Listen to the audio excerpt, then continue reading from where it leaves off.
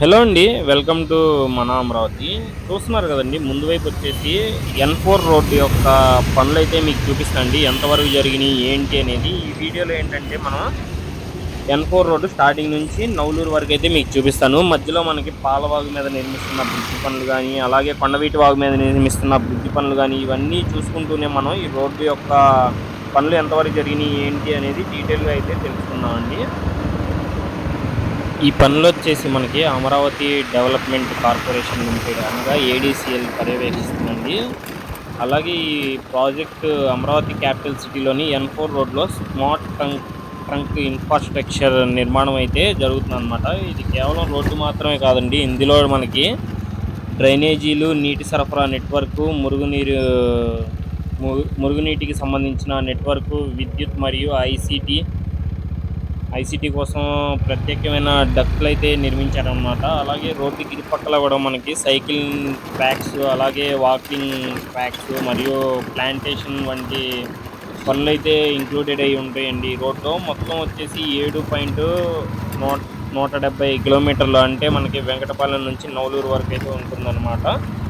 ఈ ప్రాజెక్ట్ యొక్క మొత్తం ఖర్చు వచ్చేసి 246.42 కోట్ల రూపాయలతో అయితే జరుగుతుందన్నమాట.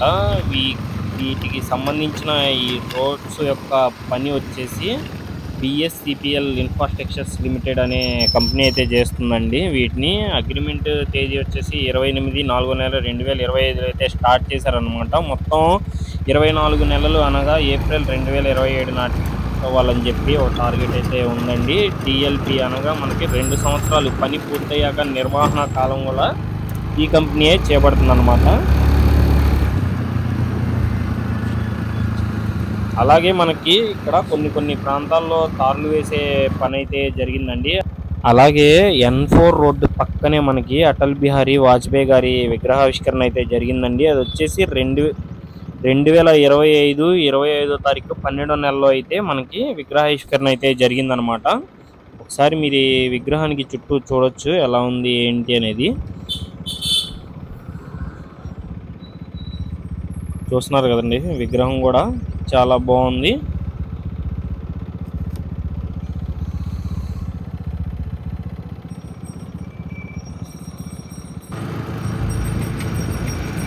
ఈ రోడ్డు వచ్చేసి మనకి ప్రధానంగా వెంకటపాలెం మరియు నవలూరు మధ్య కీలకమైన అనుసంధానకర్తగా ఉంటుందండి. ఇది సీడాక్సిస్ రోడ్డుకు అలాగే కనెక్టివిటీ అవుతుందన్నమాట, డైరెక్ట్గా మనకి నవలూరు దగ్గర నుంచి. ఈ రోడ్డు యొక్క నిర్మాణం వచ్చేసి స్మార్ట్ సిటీ కాన్సెప్ట్తో అయితే నిర్మించబడుతుందండి. అంటే భవిష్యత్తులో రోడ్డులు తవ్వే అవసరం లేదు. ప్రతి ఒక్క విద్యుత్ కేబుల్స్ మరియు పైపులు భూగర్భంలోనే ప్రత్యేక మార్గాలను యూటిలిటీ డక్ట్స్ ద్వారా ఏర్పాట్లు అయితే చేస్తున్నారనమాట. మెయిన్గా ఈ రోడ్డు చాలా నాణ్యమైన రోడ్డుగా అయితే నిర్మించబడుతుందండి. దీనిలో భారీగా తిరిగే వాహనాలని, అలాగే మనం ఈ కార్లని ఇవేవి కూడా వీటి టైర్లు ఇవి డ్యామేజ్ అవ్వకుండా, అలాగే భారీగా తిరిగే వాహనాలకి రోడ్డు డ్యామేజ్ అవ్వకుండా ఫ్లెక్సిబుల్ పవ్మెంట్ పద్ధతిలో అయితే నిర్మిస్తున్నారనమాట. దీనిలో ఏంటంటే మనకి మొత్తం 4 ముఖ్యమైన లేయర్స్ అయితే ఉంటున్నాయండి ఈ మెటీరియల్లో. అది సబ్గ్రేడ్ పునాది పొర అండి. ఇది రోడ్డుకి అత్యంత అడుగున ఉండే పొర అన్నమాట. రోడ్డు స్థిరంగా ఉండడానికి ఇది కీలకంగా అయితే ఉపయోగపడుతుంది. మెటీరియల్ కాంపాక్టెడ్ సాయిల్ లేదా గ్రావెల్ని అయితే ఉపయోగిస్తారండి. దీనిని రోడ్ రోలర్తో బాగా తొక్కించిన తర్వాత మనకి నెక్స్ట్ లేయర్ ఏదైతే ఉందో అది సబ్ బేస్ అండి. సబ్ బేస్ కానీ లేకపోతే గ్రాన్యువల్ సబ్ బేస్ కానీ జిఎస్బి కానీ యూజ్ అయితే చేస్తారనమాట.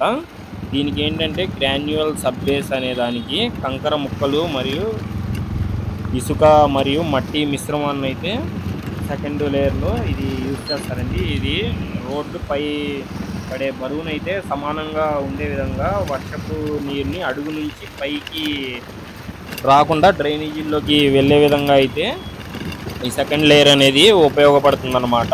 ఇది ఏదైతే ఈ థర్డ్ లేయర్ ఉందో ఇది వచ్చేసి బేస్ కోర్స్ అండి. దీన్నైతే బేస్ కోర్స్ అన్నమాట.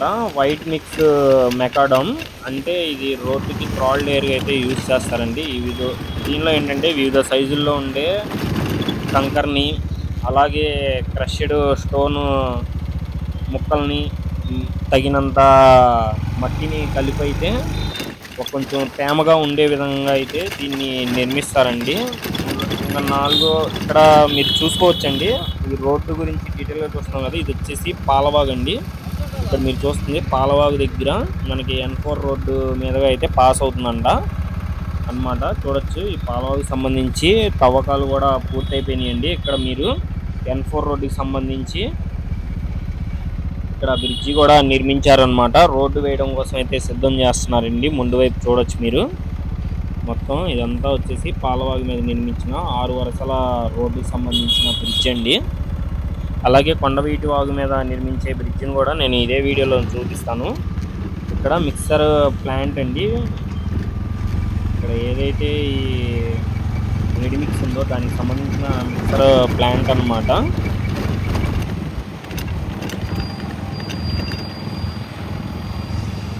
ఇక్కడ చూస్తున్నారు కదండి, మనకి ఏదైతే ఈ సెకండ్ లేయర్ ఉందో దానికి సంబంధించిన వర్క్స్ అయితే జరుగుతున్నాయండి రోడ్డు దగ్గర.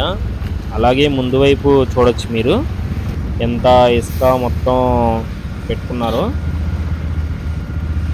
ఇలాగా మనకి సెకండ్ లేయర్ని కూడా ఈ రోడ్ రోలర్తో అయితే బాగా తొక్కిస్తారండి. ఎందుకంటే రోడ్డు మనకి స్ట్రాంగ్గా ఉండే విధంగా.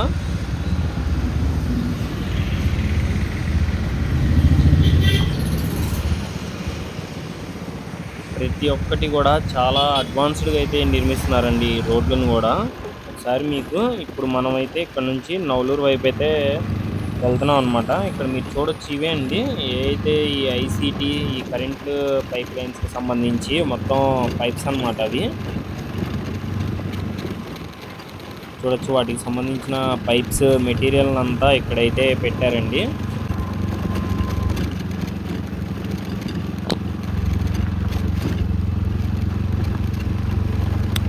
చూస్తున్నారు కదండి, ఏదైతే ఈ కొండవీటి వాగు ఈ పాలవాగు మీద నిర్మిస్తారో ఈ బ్రిడ్జికి సంబంధించి ఇక్కడ దానికి సంబంధించిన ఈ గడ్డలను అయితే నిర్మిస్తున్నారండి. ఇది కూడా మనకి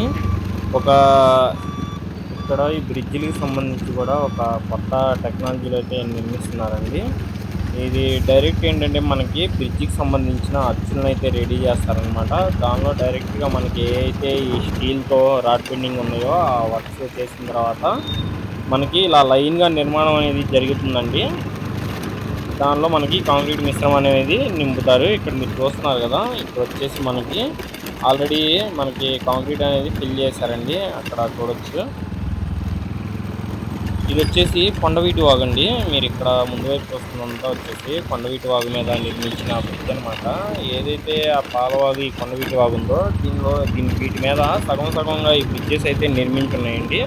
ఇప్పుడు చూసుకుంటే మీరు పూర్తిగా అయితే నిర్మించారు. బ్రిడ్జిలు అనేవి కంప్లీట్గా నిర్మాణం జరిగింది. కాకపోతే మనకి రోడ్డు వర్క్స్ అయితే జరుగుతున్నాయి అన్నమాట.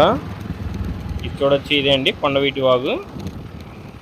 ఆల్రెడీ తవ్వడం అయితే జరిగింది. మనకి పాలవాగు కొండవీటి వాగు ఈ తవ్వకాలు అనేవి పూర్తయిపోయినాయండి చాలా వరకు. ఇంకా మనకి ఏదైతే ఈ రిజర్వాయర్లు ఉన్నాయో వీటి యొక్క పనులు అయితే చేస్తున్నారనమాట.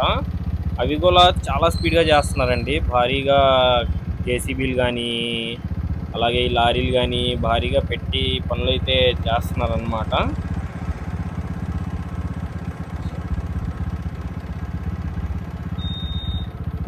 ఇక్కడ నుంచి మనం కొంచెం ముందుకెళ్ళంగానే మనకి వెంకటపాలెం 170 ఎకరాల రిజర్వాయర్ అయితే వచ్చిందండి.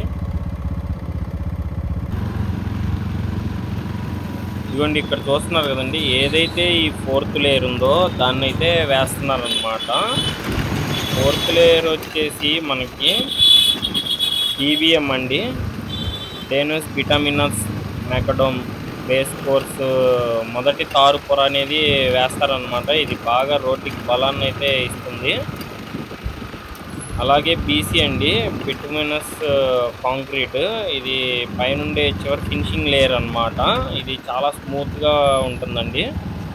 వర్షపు నీళ్ళు లోపలికి వెళ్లకుండా అయితే ఇది చేస్తుందన్నమాట. కాకపోతే ఇక్కడ మనకి ఆల్రెడీ ముందు వైపు చూసిన పార్ట్లో అయితే 4 లేయర్స్ అయితే వేస్తారు. ఇక్కడ చూసుకుంటే ఇది 3rd లేయర్ అయితే పోస్తున్నారండి.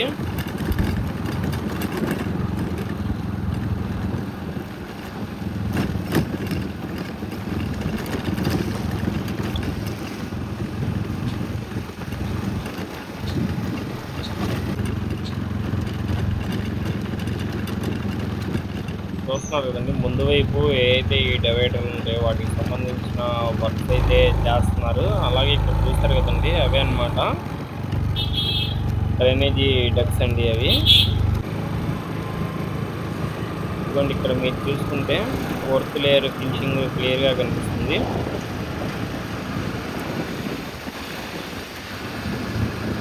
అలాగే బిఎస్సిపిఎల్ వాళ్ళైతే చాలా స్పీడ్గా వర్క్ అయితే చేస్తున్నారండి.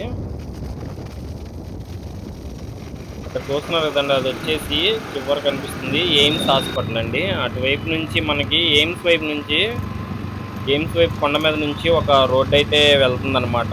ఆ రోడ్ వచ్చేసి E13 రోడ్ అండి. అది రోడ్డు కనుక వేస్తే చాలా బాగుండిద్దండి. 2 కొండల మీద నుంచి అయితే వెళ్తుందనమాట. త్వరలోనే ఆ రోడ్డు యొక్క అప్డేట్ కూడా నేను మీకైతే తెలియజేస్తా.